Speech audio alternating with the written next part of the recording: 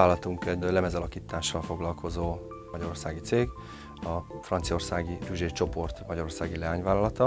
A csoport 2 országban van jelen, Franciaországban 3 telephellyel és Magyarországon 1 telephelyel itt Nagykanizsán.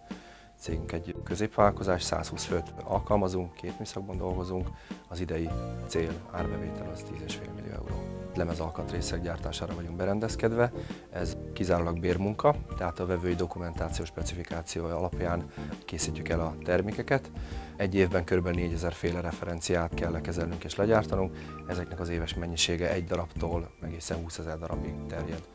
Ezek különböző komponensek, lemezszekrények, kapcsolószekrények, váza, fiókok, ajtók, tehát minden olyan alkatrész, ami lemezből van festett, hegesztett, szerelt vagy csavarozott. A cégünknél nagyon fontos alapelv a minőségközpontúság. 2 fajta ISO minősítéssel is rendelkezünk, ISO 9001 és ISO 14001-es minősítésünk is van. Vevőink termékeinek a gyártását és a minőségét ezek alapján garantáljuk. 2009-ben cégünk megkapta a Nagykanizsai Önkormányzattól az év vállalkozói címet is.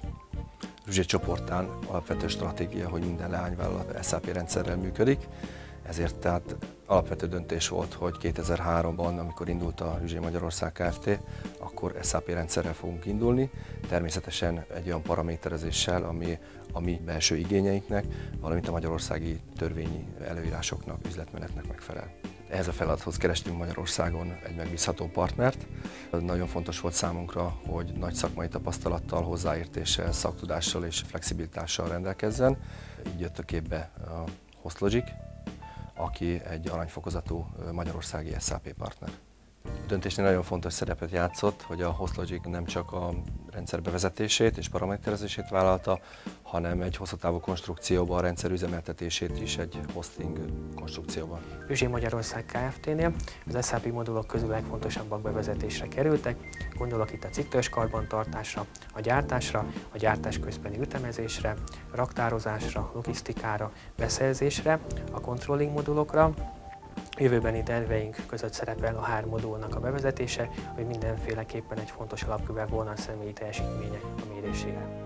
Cégünk lelke a gyártás, éppen ezért óriási hangsúlyt fektetünk a gyártási ütemezés felépítésére. SAP nagy segítségünkre van ebben, mivel a gyártási rendeléseken részletesen láthatóak az egyes munkahelyek és a hozzájuk bekötött komponensek, félkész termékek.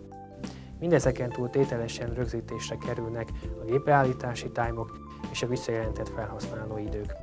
Így controlling szempontból lehetőségünk van a költségek nagyon pontos, részletes kimutatására és elemzésére.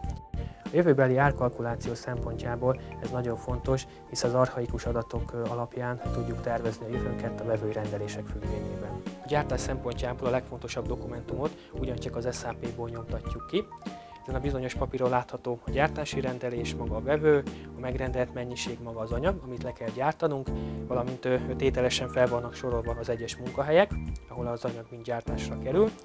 A lapaján látható az a vonalkód, amit a gyártás után valamilyen módon rögzítésre kerül az alkatrészre, és ez a vonalkód segít a beazonosításban. Az itt látható SAP-ból letöltött grafikonok nagyon jól tükrözik az egyes munkahelyek teljesítményét, mint a dolgozók számára, mint a menedzsment számára.